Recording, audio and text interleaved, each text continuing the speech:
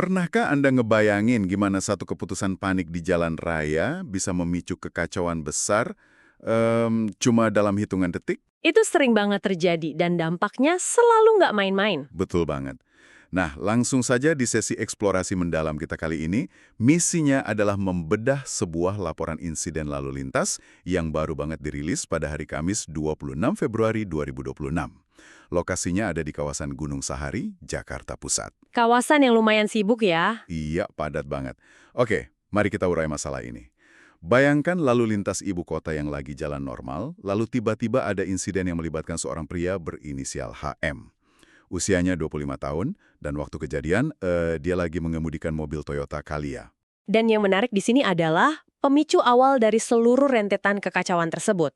Kalau kita telusuri laporannya, insiden ini sebenarnya berawal dari hal yang sangat spesifik dan bisa dibilang sangat sepele. Sepele gimana tuh? Jadi polisi di lapangan tuh cuma mau menghentikan mobil HM karena ketahuan pakai plat nomor palsu atau bodong. Kalau bahasa kepolisiannya sih tanda nomor kendaraan bermotor atau TNKB-nya tidak sesuai. Oh, plat palsu! Bener. Dan fakta ini dikonfirmasi langsung dari keterangan awal Kabid Humas Polda Metro Jaya Kombes Budi Hermanto. Tunggu sebentar, berarti dia emang udah sadar kan kalau plat mobilnya bermasalah? Harusnya kan pasrah aja ya kalau dihentikan petugas? Normalnya sih begitu. Nah, bagian selanjutnya ini yang bikin saya geleng-geleng kepala. Bukannya minggir, buka kaca, dan nerima surat tilang, pengemudi ini malah mengambil keputusan yang super impulsif. Dia tancap gas. Panik luar biasa sepertinya. Banget. Nggak cuma sekedar berusaha kabur loh, dia bawa mobilnya dengan ugal-ugalan banget sampai nekat melaju melawan arus di beberapa ruas jalan. Bayangin deh kehebohan yang terjadi. Wah, bahaya sekali itu. Iya, Anda lagi berkendara santai, tiba-tiba ada mobil kencang muncul dari arah yang berlawanan. Kebayang banget paniknya para pengguna jalan lain di saat itu. Dan seperti yang bisa ditebak, aksi nekat melawan arus di jalan umum tuh hampir selalu berakhir tragis. Pasti ada yang kena imbasnya kan? Jelas, pelarian si HM ini akhirnya terpaksa berhenti setelah mobilnya adu banteng dengan sebuah sepeda motor. Aduh, banteng. Hancur dong. Untungnya untuk sebuah tabrakan sekeras itu, kerusakan Toyota Calya-nya cuma barat di bodi sebelah kanan. Tapi nasib sepeda motornya beda cerita. Lebih parah ya? Jauh lebih parah. Motornya hancur lumayan parah di bagian depan dan bodi samping kanan.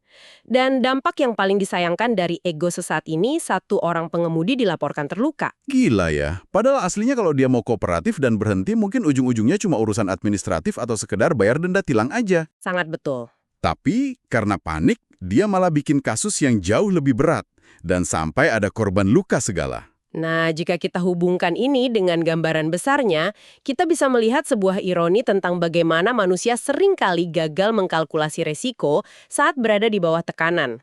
Ada asimetri resiko yang luar biasa di sini. Asimetri resiko. Iya, semuanya murni berawal dari pelanggaran administratif tunggal, yaitu pakai plat nomor palsu. Tapi karena otak meresponsnya dengan kepanikan yang ekstrim, pengemudi ini tanpa sadar menukar sanksi administratif yang ringan dengan resiko pidana berat yang mengancam nyawa. Reaksi berantai yang fatal ya. Betul. Ini adalah contoh nyata reaksi berantai yang merugikan banyak pihak murni karena kepanikan yang gagal dikontrol. Jadi apa arti dari semua ini buat Anda yang mendengarkan? Di tengah padatnya informasi yang Anda terima tiap hari, dan pastinya stresnya lalu lintas yang sering Anda lewati, kejadian ini adalah pengingat yang sangat kuat. Pengingat untuk tetap tenang. Iya, memahami konsekuensi dari tindakan impulsif itu krusial banget. Otak kita kadang memang suka ngeblank kalau lagi ketakutan. Tapi, satu detik keputusan yang salah bisa mengubah urusan tilang biasa menjadi bencana lalu lintas. Ini menyisakan satu pertanyaan tajam bagi Anda untuk direnungkan secara mandiri. Bagaimana sebenarnya mekanisme psikologis manusia merespon rasa takut akan sanksi kecil hingga justru mampu memicu insting fight or flight yang berujung pada tindakan ekstrim? Pertanyaan yang bagus banget. Mengapa insting bertahan hidup kita kadang malah memilih jalan yang paling beresiko dan mengancam nyawa orang lain? Sebuah pertanyaan yang sangat mendalam untuk dibawa ke perjalanan Anda berikutnya. Selalu ingat untuk ambil napas panjang sebelum merespons kepanikan. Terima kasih karena Anda telah bergabung dalam sesi eksplorasi mendalam kita kali ini. Sampai jumpa. Anjing, kejar-kejaran anjing. Anjing, gua kena lu, mampus lu. Woi.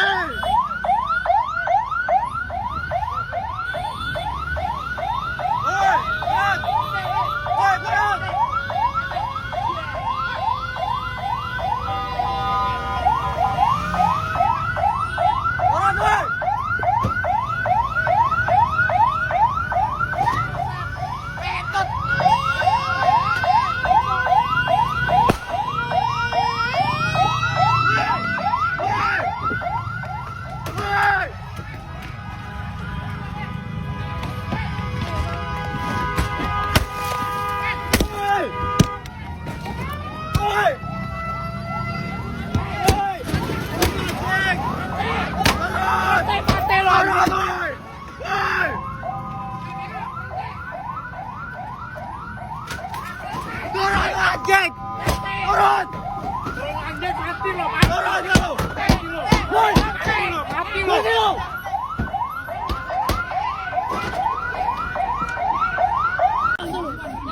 Nih. Nih, Pak. Cabut kunci, Pak.